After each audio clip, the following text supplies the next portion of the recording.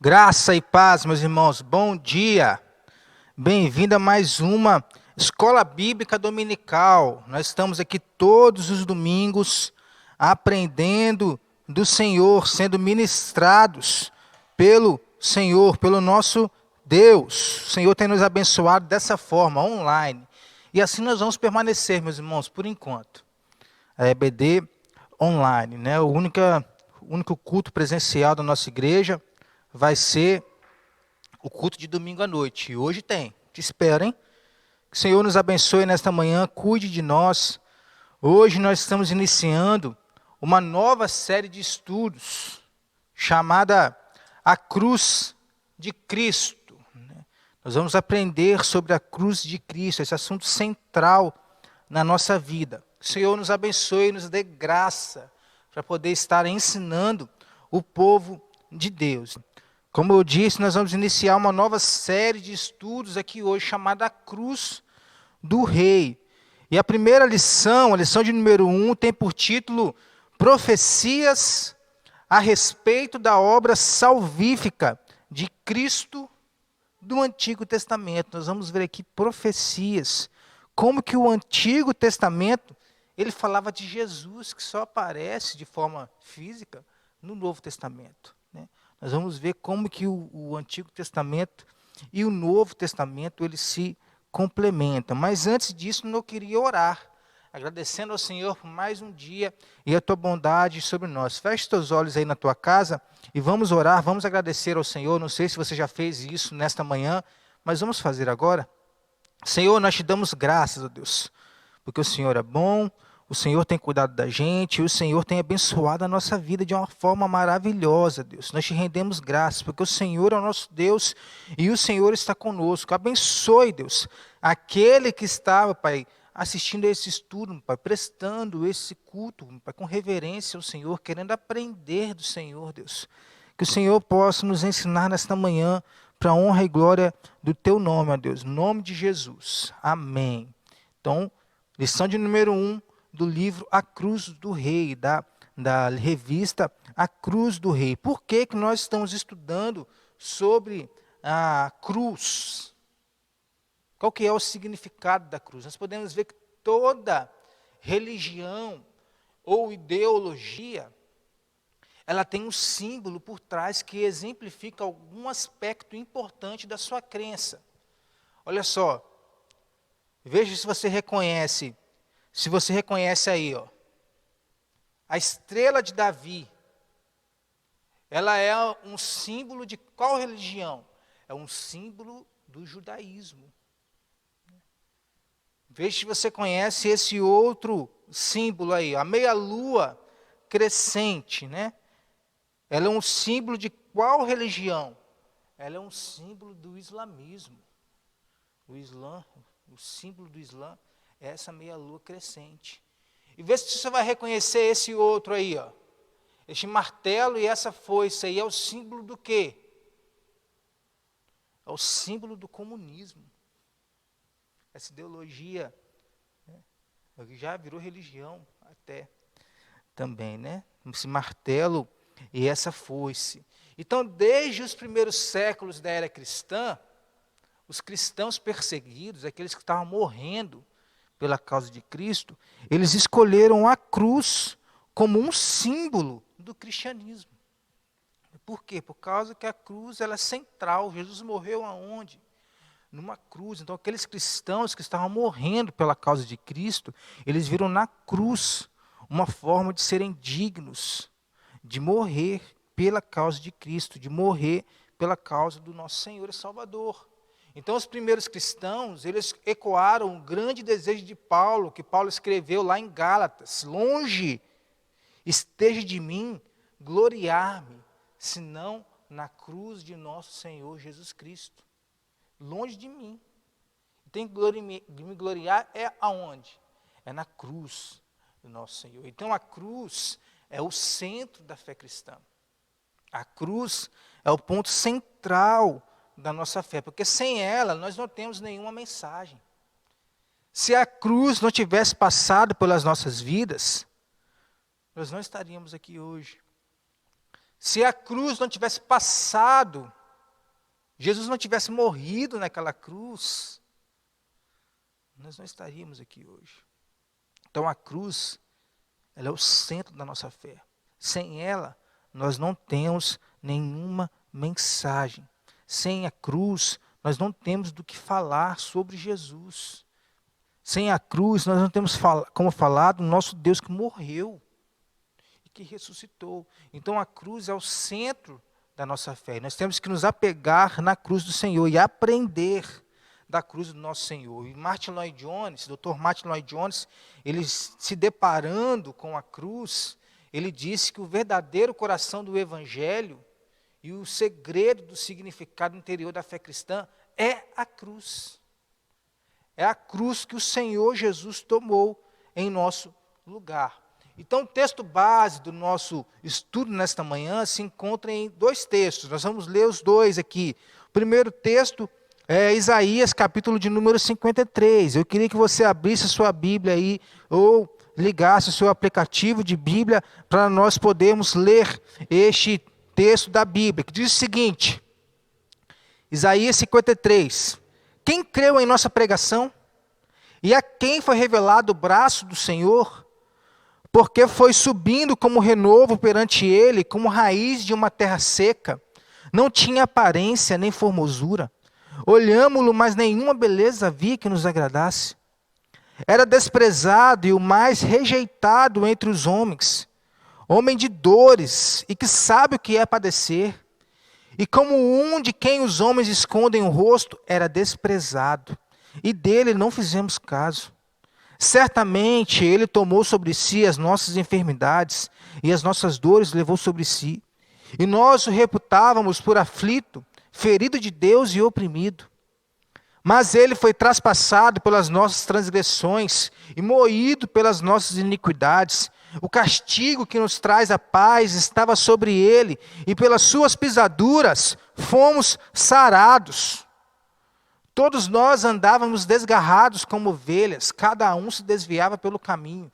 Mas o Senhor fez cair sobre ele a iniquidade de nós todos. Ele foi oprimido e humilhado, mas não abriu a boca. Como cordeiro foi levado ao matadouro, e como ovelha muda perante os seus tosqueadores, ele não abriu a boca. Por juízo opressor foi arrebatado, e de sua linhagem quem dela cogitou? Porquanto foi cortado da terra dos viventes, por causa da transgressão do meu povo foi ele ferido. Designaram-lhe a sepultura com os perversos, mas com o rico esteve na sua morte, posto que nunca fez injustiça, nem dolo algum se achou em sua boca. Todavia, ao Senhor agradou moê-lo, fazendo-o enfermar. Quando der ele a sua alma como oferta pelo pecado, verá sua posteridade e prolongará os seus dias, e a vontade do Senhor prosperará nas suas mãos. Ele verá o fruto do penoso trabalho de sua alma e ficará satisfeito. O meu servo, o justo, com o seu conhecimento, justificará a muitos, porque as iniquidades deles levará sobre si. Por isso eu lhe darei muitos como a sua parte, e com os poderosos repartirá ele o despojo, porquanto derramou a sua alma na morte, foi contado com os transgressores, contudo levou sobre si o pecado de muitos, e pelos transgressores intercedeu. Louvado seja o nome do Senhor. Agora nós vamos ler o texto que está lá em 2 Pedro, no capítulo de número 2. 2 Pedro, capítulo de número 2, segunda carta de Pedro, no capítulo de número 2, nos versículos 19 e 21. Que vai dizer o seguinte: prometendo-lhes liberdade, quando eles mesmos são escravos da corrupção, pois aquele que é vencido fica escravo do vencedor.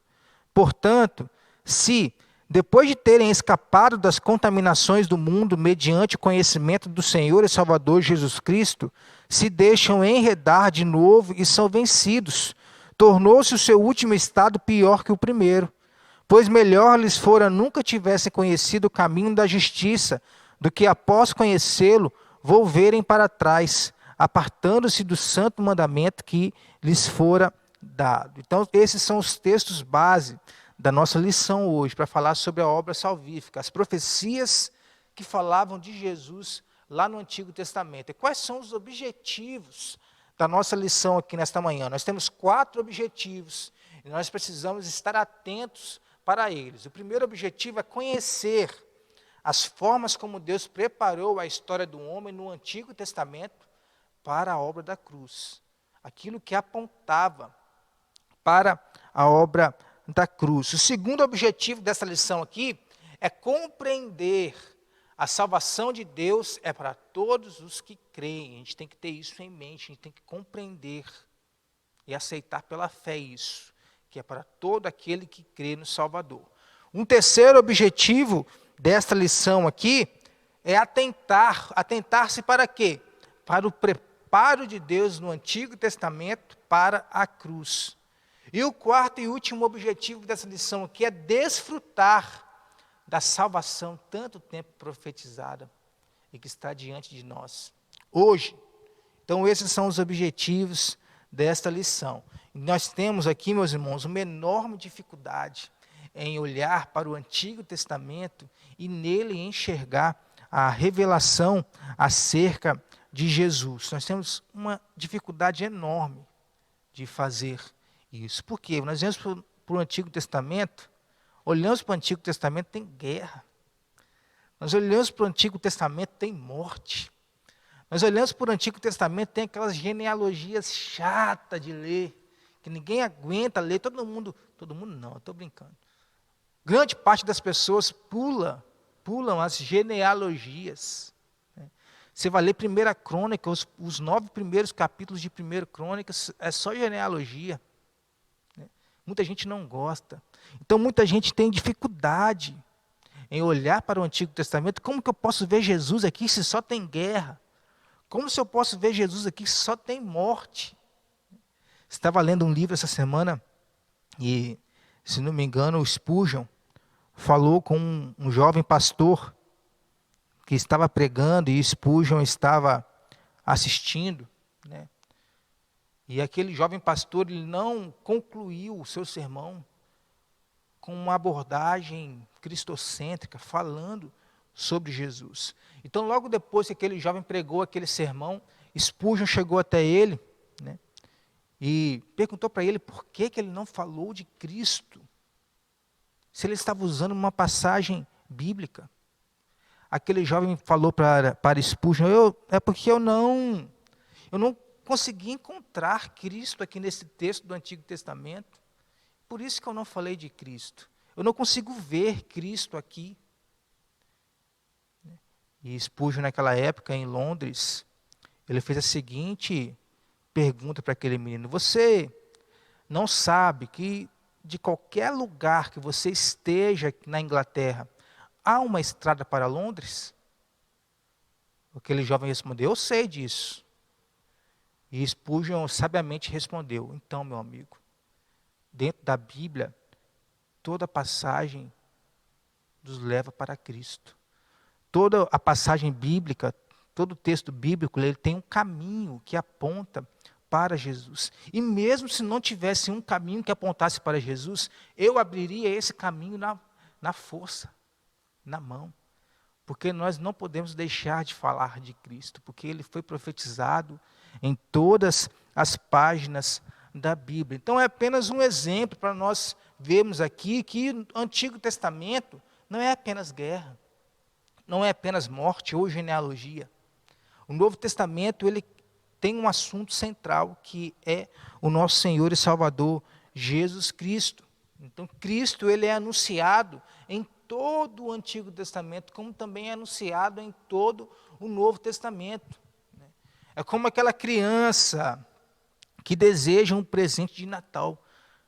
Mas nós temos que olhar aqui como aquela criança que deseja um presente de Natal.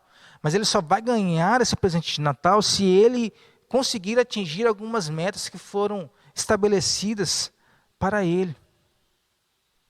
Então nós só vamos poder ver Cristo aqui no Antigo Testamento se nós estivermos andando com ele. E aqui o Antigo Testamento ele vai nos dizer de um longo período da história em que o homem esperou por um presente de Deus, que o homem esperou pela sua salvação. O Antigo Testamento quer nos mostrar isso.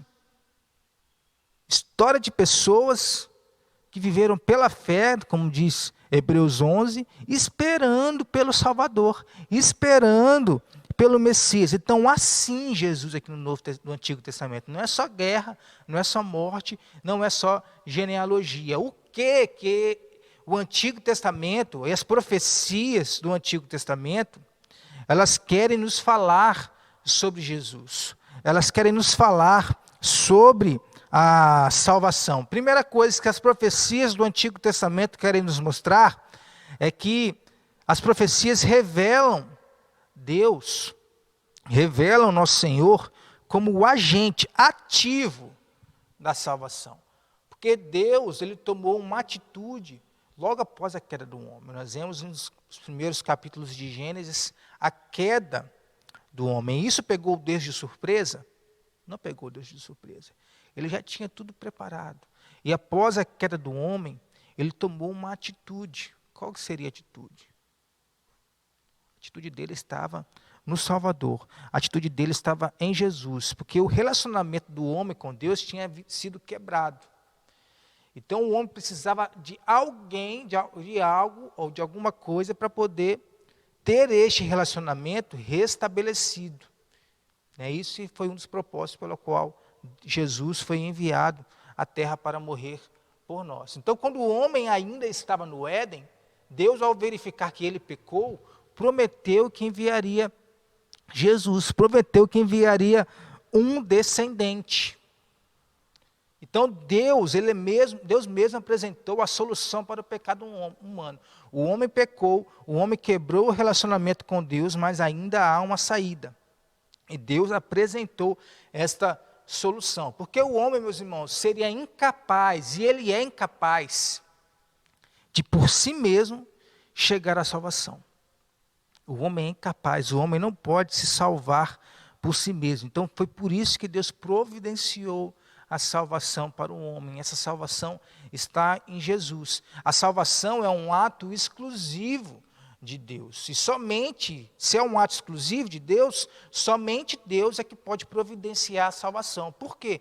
Por causa da sua santidade. Lá em Jonas, no livro de Jonas, no capítulo de número 2, versículo 9, vai dizer que ao Senhor pertence a salvação.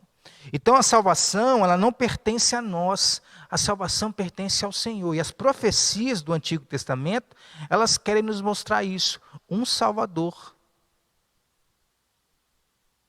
que nos salva, uma pessoa que nos salva, e essa pessoa é Jesus. Então, em todo esse processo para oferecer ao homem salvação, quem foi o coordenador disso tudo foi Deus, para poder dar a oportunidade de restituir o relacionamento que tinha sido o quê? Quebrado quando Eva e Adão comeram daquele fruto. O relacionamento com Deus foi quebrado e precisava ser posto no lugar. Precisava de uma reconciliação. O Senhor foi quem trabalhou nisso, estava trabalhando desde o primeiro contato após a queda com o homem. Quando ele afirmou a primeira profecia sobre o Senhor Jesus, que está lá em Gênesis 3,15. Eu queria ler com você aqui nesta manhã. Gênesis, capítulo de número 3, no versículo 15, que vai dizer o seguinte: porém inimizade entre ti e a mulher, entre a tua descendência e o seu descendente. Este te ferirá a cabeça, e tu lhe ferirá o calcanhar. Então Jesus está falando aqui de duas partes, o descendente da mulher e o descendente de Satanás. O descendente da mulher vai fazer o que com Satanás? Vai ferir a cabeça. E o máximo que o descendente de Satanás vai conseguir aqui é pegar o calcanhar. O máximo. Mas ele vai estar sendo esmagado.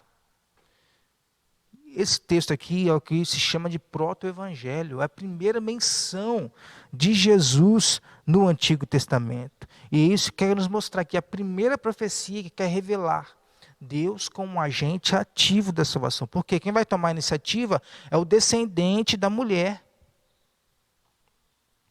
É o descendente que muitos anos depois foi enviado pelo próprio Deus. Então o Senhor ele estava trabalhando desde antes da fundação do mundo este plano que se revelaria a nós após a queda. Então Satanás e os seus sempre tentaram fazer o quê? Destruir essa semente da mulher. Este descendente da mulher queria ferir a sua cabeça. E como que eles tentaram fazer isso? Abel e Caim. Lembra? Gênesis capítulo 4. O que aconteceu? Um homicídio entre os irmãos. Era uma tentativa de calar essa semente da mulher. Lembra do decreto de Faraó? Que queria matar todo menino? Era uma tentativa de pegar quem? Moisés. Tentativa de pegar aquele que iria libertar o povo de Deus. Então Satanás foi sempre usando dessas estratégias. Na chamada de Abraão. Lembram da chamada de Abraão em Gênesis capítulo 12? Qual que era o propósito da chamada de Abraão? Que ele fosse uma bênção às nações. Em ti serão benditas as nações da terra. E por meio de quem? Por meio da descendência de Abraão. Então Deus preparou o povo hebreu para ter o entendimento da necessidade de um Messias. A partir de quem? A partir de Abraão. Um outro episódio bíblico, nos períodos dos reis, se quer nos mostrar o quê? Saul. Um homem que perdeu o seu direito de ser rei, porque não estava fazendo as coisas direito. E Saul, mesmo em um momento de declínio da sua conduta, ele vê em Deus o seu agente de libertação. É o Senhor quem pode libertar o seu povo. Um outro episódio bíblico que vai nos mostrar isso, com Davi. Tinha compreensão da completa incapacidade do homem em sua autorredenção. Por quê? Ele entendeu que Deus era o único capaz de fazer isso. Que Deus era o único capaz de salvar as pessoas. Então, nesse texto de Salmo, esse Salmo número 3, no versículo 8, ele vai dizer que a Deus pertence a salvação. A bênção da salvação vem de nosso Senhor. A bênção da salvação não vem de nós mesmos. São períodos bíblicos, meus irmãos, em que os homens estavam reconhecendo que Deus era o agente ativo da salvação. Então, toda a leitura do Antigo Testamento, ela está baseada na compreensão que sem uma ação exclusiva de Deus, não haveria como o homem reconhecer os seus pecados, o homem se livrar dos seus inimigos, e nem o homem se reconciliar com Deus. E não há, meus irmãos, sem a ação do Espírito, não há como o homem reconhecer o seu pecado, confessar o seu pecado, se arrepender dos seus pecados. Não há como o homem ser conduzido ao Senhor por ele mesmo. Não existe essa possibilidade. Então a mensagem dos profetas, os profetas que vieram antes de nós, qual que era a mensagem deles? Era sobre um grande amor que existe no coração de Deus para oferecer a quem? Ao homem, um ato redentor, seja para a nação de Israel ou para os povos pagãos.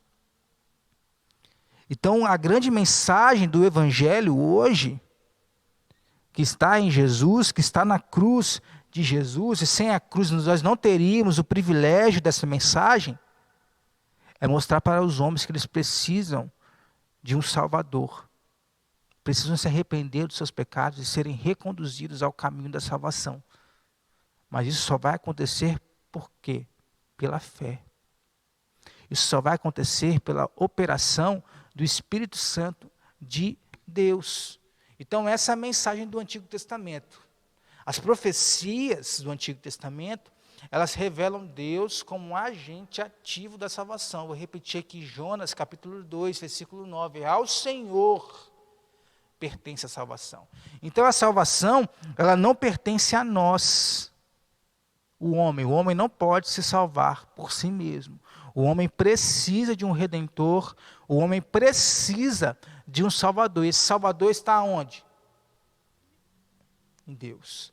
Essa salvação está onde? Essa salvação está em Deus. Não há nada que o homem possa fazer, por mais rico, por mais poderoso, por mais influente que ele seja, que o vá levar à salvação. É uma ação do Espírito, mediante a pregação do Evangelho, mediante a pregação da mensagem da cruz.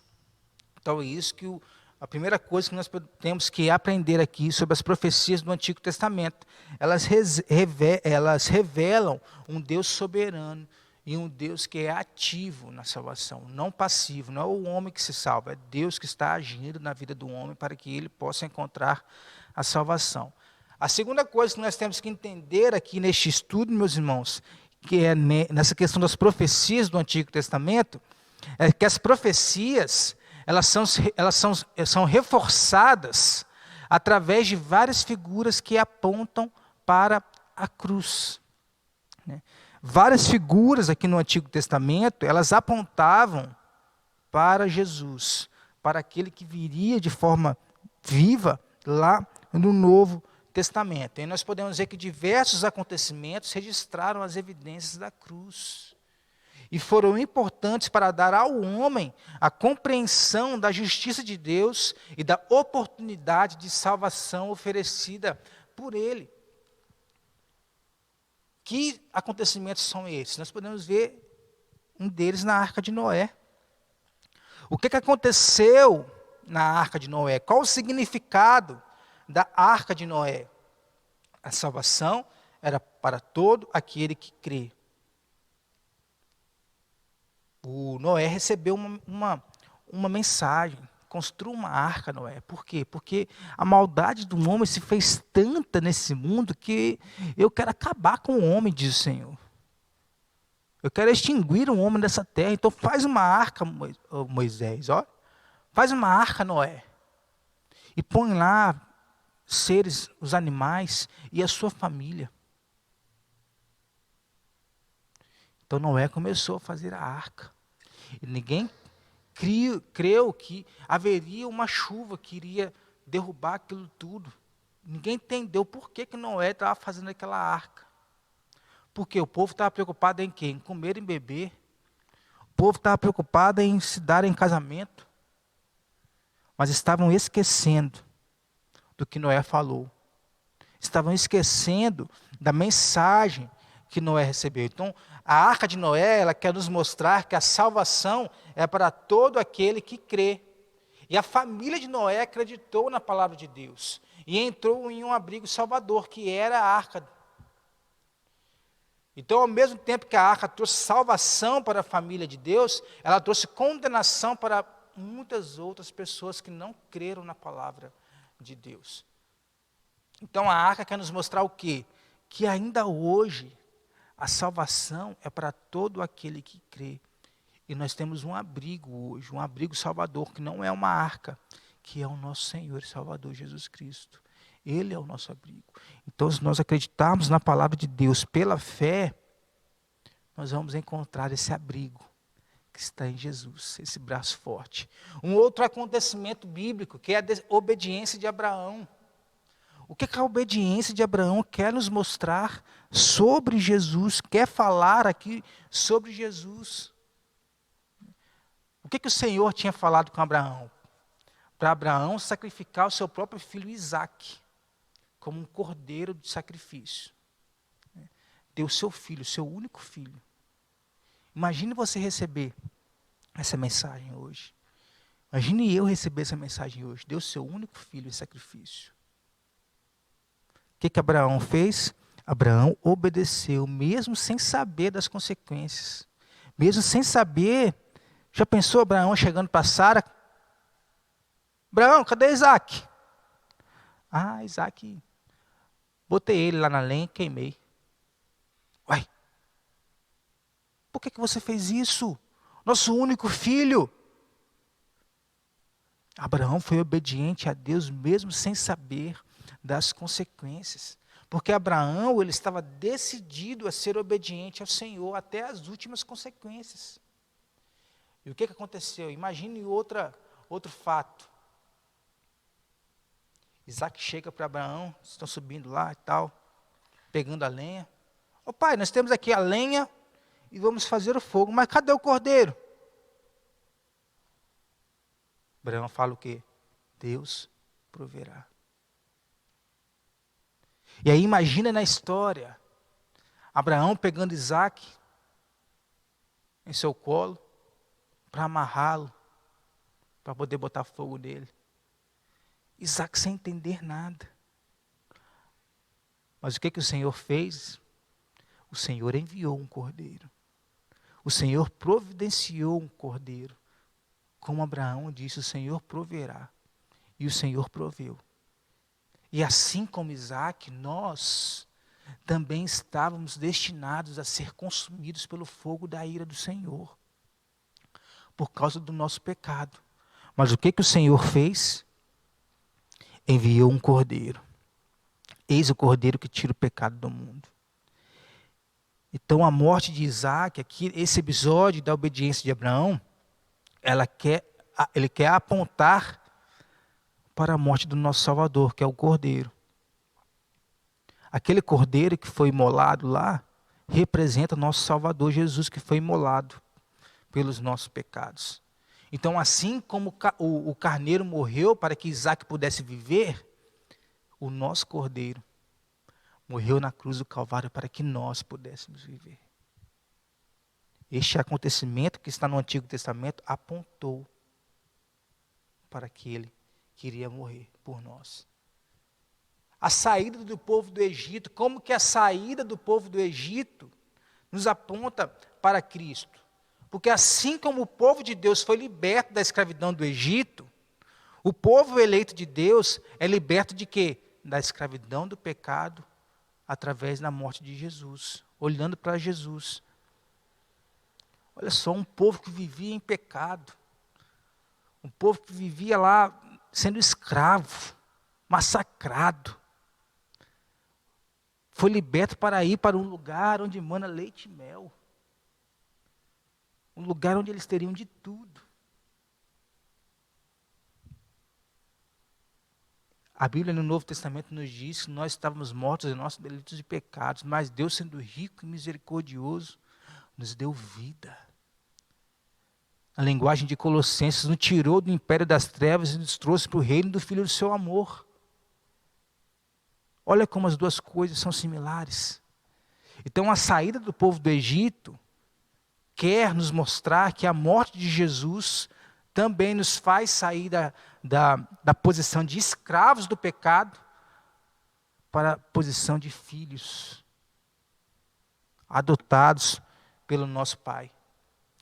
No Antigo Testamento, o agente dessa salvação, o agente dessa libertação foi Moisés. Mas no Novo Testamento, quem é o agente dessa libertação?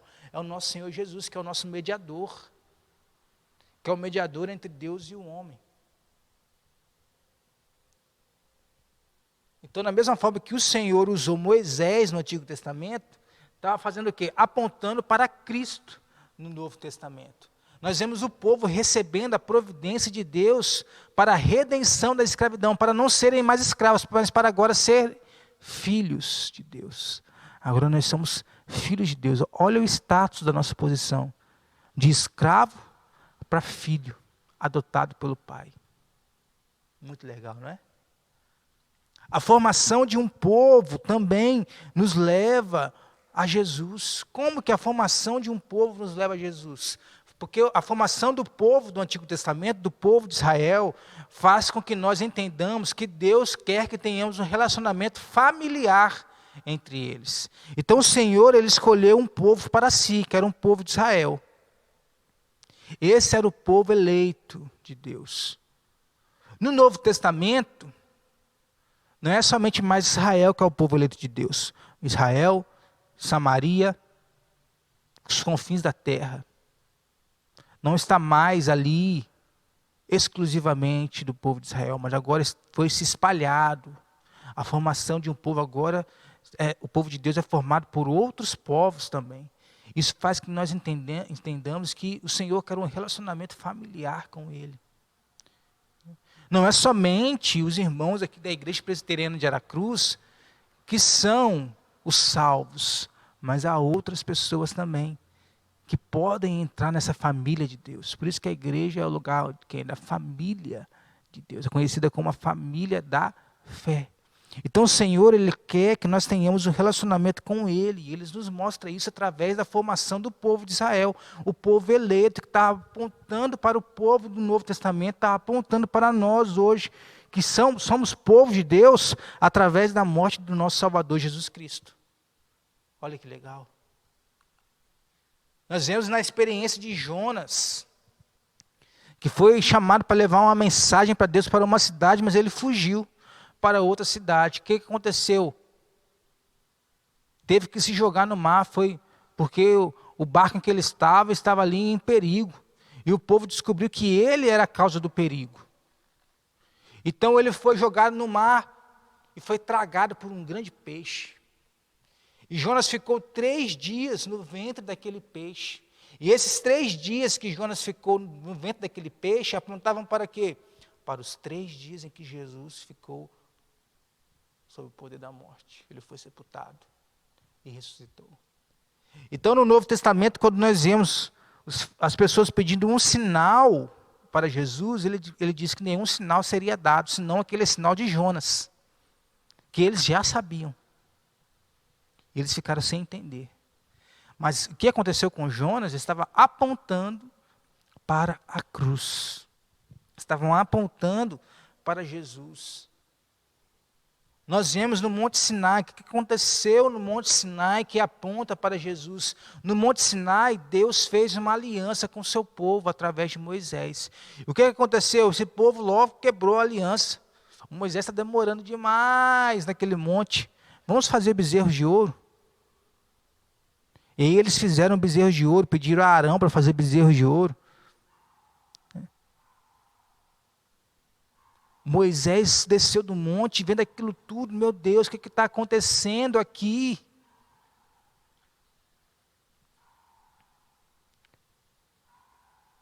E todo aquele que olhasse para aquele bezerro de ouro,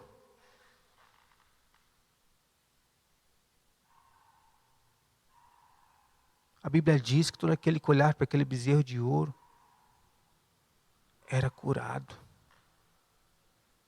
das mordidas da serpente. O que aquele bezerro de ouro ele quer nos ensinar?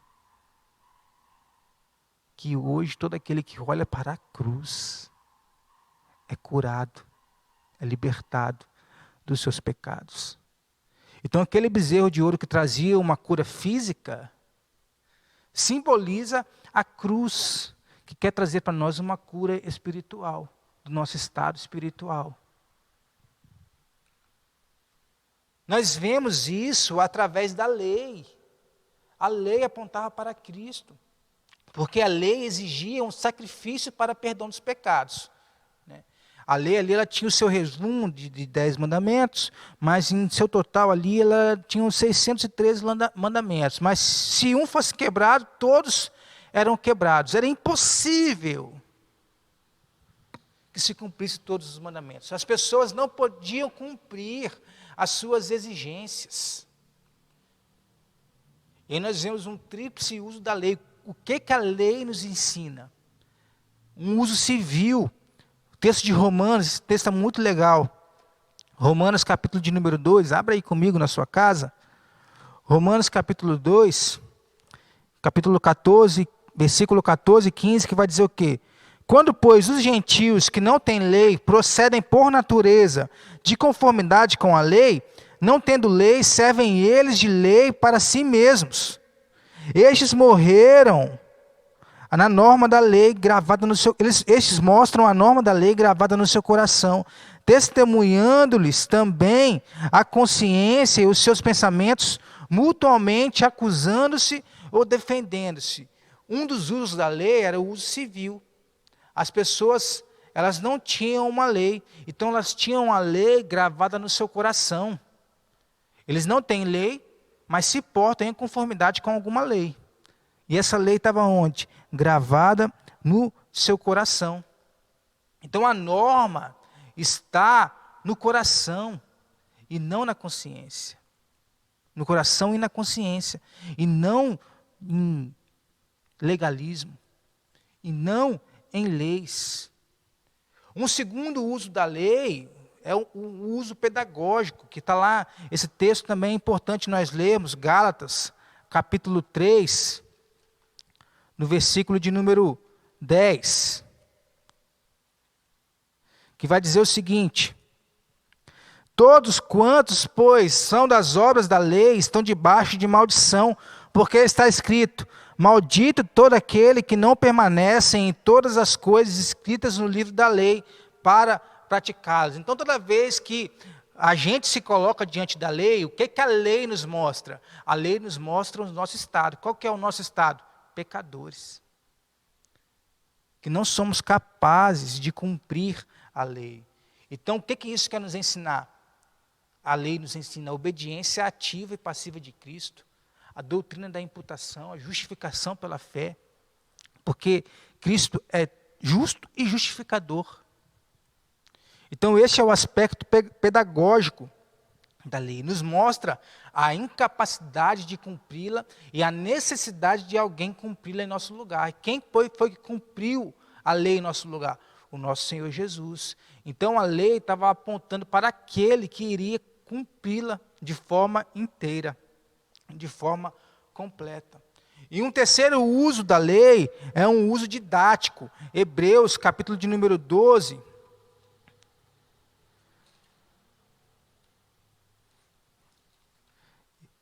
versículo de número 1 vai dizer o seguinte: portanto, também nós, visto que temos a rodear-nos tão grande nuvem de testemunhas, desembaraçando-nos de todo o peso e do pecado que tenazmente nos assedia, corramos com perseverança a carreira que nos está proposta, olhando firmemente para o autor e consumador da fé, Jesus, o qual, em troca da alegria que lhe estava proposta, suportou a cruz, não fazendo caso da ignomínia, está assentado à destra do trono de Deus.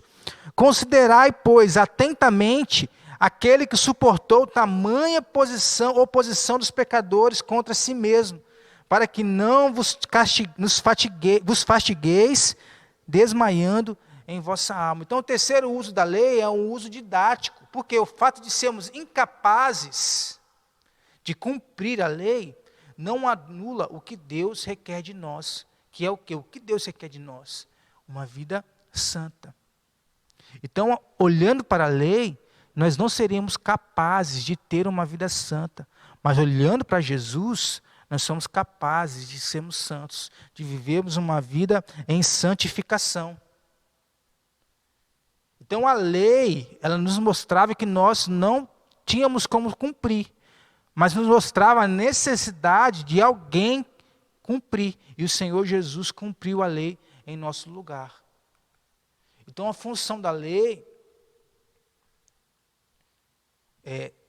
e esse texto de Gálatas, ele vai nos ensinar que a lei funciona como um aio, um tutor.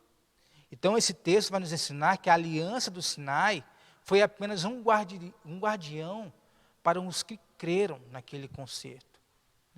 Hoje nós não precisamos crer na lei, nós cremos em quem? Nós cremos em Jesus. Então a lei, ela aponta para aquele que viria muito tempo depois para nos salvar. A aliança estabelecida com Israel no Sinai permitiu que o povo entendesse que conduta deveriam ter para um bom relacionamento com Deus. E qual que é a conduta que nós devemos ter para um bom relacionamento com Deus? Uma vida de santificação, uma vida perto do nosso Senhor. A lei, ela determinava que tipo de sacrifício deveria ser feito. Para tal coisa era um tipo de sacrifício, um animal. Para outra coisa era um outro animal. Para que a comunhão com o Senhor, ela não fosse interrompida. E ninguém podia cumprir a lei de forma integral. Mas Isso aponta para o quê? Para o Senhor Jesus, que cumpriu a lei de forma integral, para que nós pudéssemos ter vida, para que a nossa comunhão com Deus não fosse interrompida. O nosso Senhor Jesus fez isso através da cruz. Através da cruz, Jesus, sem pecado algum, assume a nossa culpa. E ele morre na cruz. E o que ele faz morrendo na cruz? Ele abre o caminho da salvação para todo aquele que creu. O véu foi rasgado. Nós temos hoje um livre acesso a Deus. Nós não precisamos da lei para nos achegarmos a Deus. Jesus fez o sacrifício perfeito. Morreu por nós, para que nós fôssemos livres da lei. Então a obediência à lei era um caminho para a salvação. Mas a plena estabilidade da relação do homem com Deus só se daria onde? Na cruz. Nós só podemos ter esse relacionamento com Deus hoje por causa da cruz. E todos estes acontecimentos do Antigo Testamento, eles apontam para onde? Para a cruz. Eles apontam para a morte de Jesus. Eles apontam para aquele que viria muito mais tempo depois. Então, a quarta coisa que essa lição quer nos ensinar é sobre as profecias no Antigo Testamento, elas apontam para Jesus. As profecias do Antigo Testamento apontam para aquele que viria, que é o nosso Senhor e Salvador. E Jesus, meus irmãos, quando ele estava na terra, ele teve críticos que questionavam a sua autoridade. Você, filho de Deus, você é filho daquele carpinteiro que nós todos conhecemos aqui, que filho de Deus o quê? E ele respondia a esses questionamentos, fazendo o quê? Apontando para o Antigo Testamento, apontando para os profetas que vieram antes e que predizeram a sua vida, a sua vinda, que falaram que viria aquele, vai vir o Filho do Homem. Nós temos que esperar o Messias. E Jesus disse para todas essas pessoas que o indagavam, e são as Escrituras que testemunham ao meu respeito. Quando ele fala as Escrituras que testemunham ao meu respeito, está falando do quê? Quais Escrituras? O Antigo Testamento, que estão testemunhando a respeito de Cristo, que estão falando o tempo todo a respeito de Cristo. E aquelas pessoas não estavam acreditando naquilo que foi dito. Estavam ali com o Senhor na sua frente, mas não estavam acreditando naquilo que foi dito. E o Senhor falou, as Escrituras estão o tempo todo testificando a meu respeito, testemunhando a meu respeito. E aí nós vemos no Antigo Testamento, o profeta Isaías foi o que mais descreveu a vinda do Messias e a sua obra na cruz. Vamos lá no livro de Isaías. Isaías, ele fala sobre o nascimento virginal. Ele fala sobre o nascimento de Jesus, Isaías capítulo de número 7. Vamos passar aqui um pouco. Isaías capítulo de número 7, no versículo 14, que vai dizer o seguinte: portanto, o Senhor mesmo vos dará um sinal. Eis que a virgem conceberá e dará à luz um filho, e lhe chamará Emanuel. Então Isaías, Emanuel significa o quê? Deus conosco. Isaías está falando aqui do nascimento de quem? De Jesus, lá na frente. Apontando para Jesus. Isaías também fala de um cordeiro que sofreu em nosso lugar. Nós lemos este texto no começo, Isaías número 53. Foi moído pelas nossas transgressões. O castigo que nos traz a paz estava sobre quem? Sobre ele. Pelas suas pisaduras, quem foi sarado? Nós. Como ovelha muda foi levado ao matadouro, quem? Jesus. Então Isaías aqui apontando para o nosso Senhor. Isaías apontando para o cordeiro que sofreu em nosso lugar, o cordeiro que tira o pecado do mundo. As profecias do Antigo Testamento falando sobre Jesus. Aquele que iria assumir a nossa dor. Foi perfurado. Pregos, segundo a história, com aproximadamente 20 centímetros. Foi esmagado. castigado. O castigo que nos traz a nós e a muitas nações a paz estava sobre ele e nos curaria. Então esse servo de Isaías 53 é o servo sofredor, é o nosso Senhor Jesus. As profecias apontando para o nosso Senhor Jesus. A segunda pessoa da Trindade. A Virgem lhe dará à luz um filho. Quem é esse filho? Nosso Senhor Jesus Cristo. Isaías apontando aqui para o nosso Senhor. Em Isaías capítulo 11, 61, aliás, Isaías falando sobre o ministério de Jesus. E ele vai dizer lá: o Espírito do Senhor Deus está sobre mim, porque o Senhor me ungiu para pregar as boas novas aos quebrantados, enviou-me a curar os quebrantados de coração, a proclamar libertação aos cativos e a pôr em liberdade os algemados, a apregoar o ano aceitável do Senhor e o dia da vingança do nosso Deus, a consolar todos os que choram, e a pôr sobre os que em Sião estão de luto uma coroa em vez de cinzas, óleo de alegria em vez de pranto, veste de louvor em vez de espírito angustiado, a fim de que se chamem carvalhos de justiça, plantados pelo Senhor para a sua glória. Olha o ministério e a ação do Espírito Santo. Esse texto aqui falando que o Espírito do Senhor estava sobre quem? Está apontando para quem aqui? Apontando para o nosso Senhor Jesus. A ação do Espírito Santo na vida do nosso Senhor Jesus.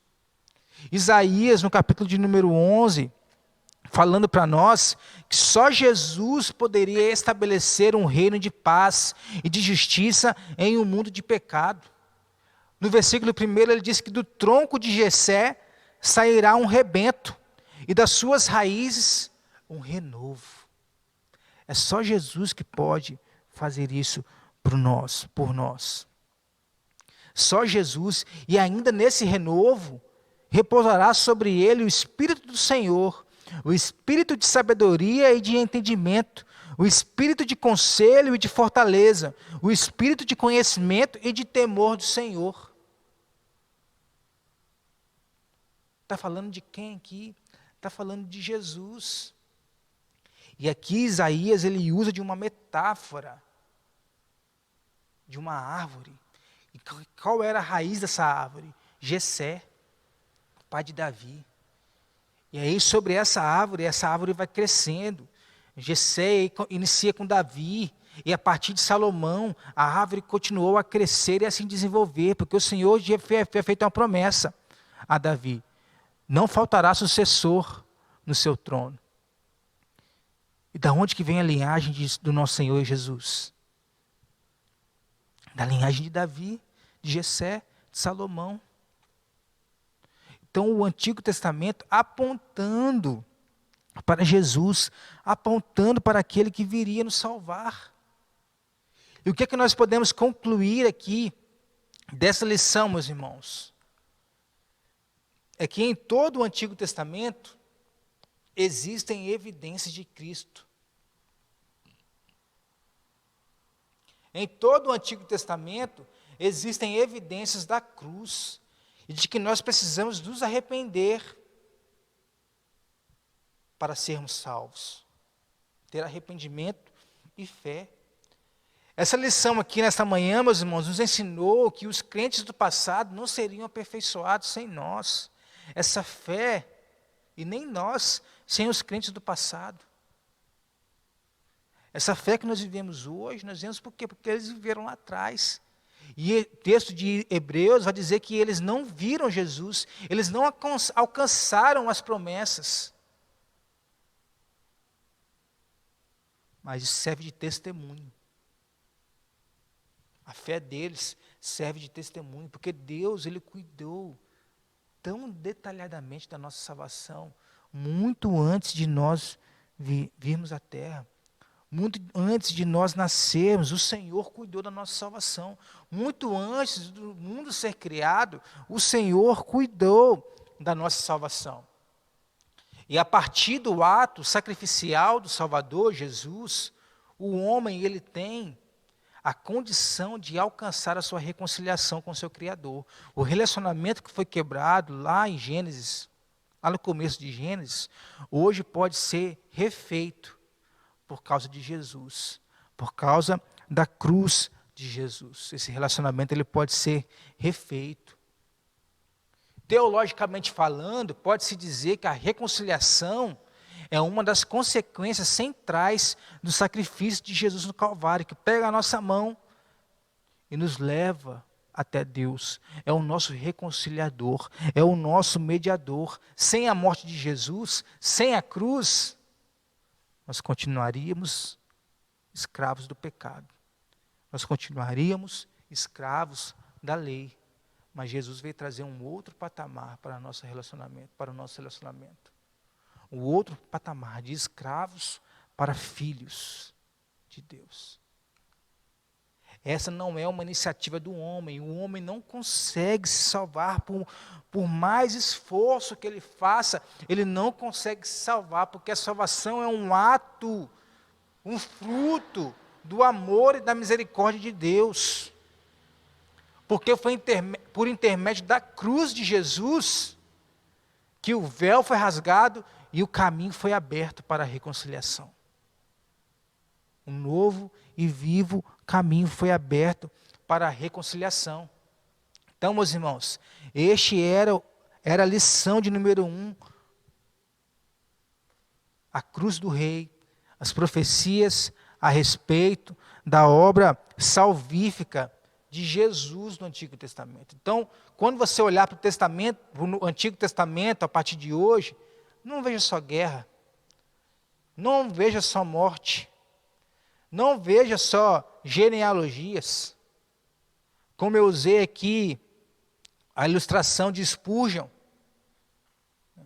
de qualquer lugar na Inglaterra há um caminho para Londres. Aqui em qualquer lugar do Antigo Testamento, há um caminho para Cristo. Há profecias que apontam para Cristo, que apontam para aquele que viria morrer em nosso lugar, e iria nos trazer salvação. O Antigo Testamento e o Novo Testamento não são duas coisas diferentes, meus irmãos. São duas coisas que se complementam. A Bíblia, ela é maravilhosa. E a Bíblia é completa. E de Gênesis a Apocalipse, ela quer falar sobre Jesus e sobre a reconciliação que nós temos em Jesus, através da sua morte na cruz.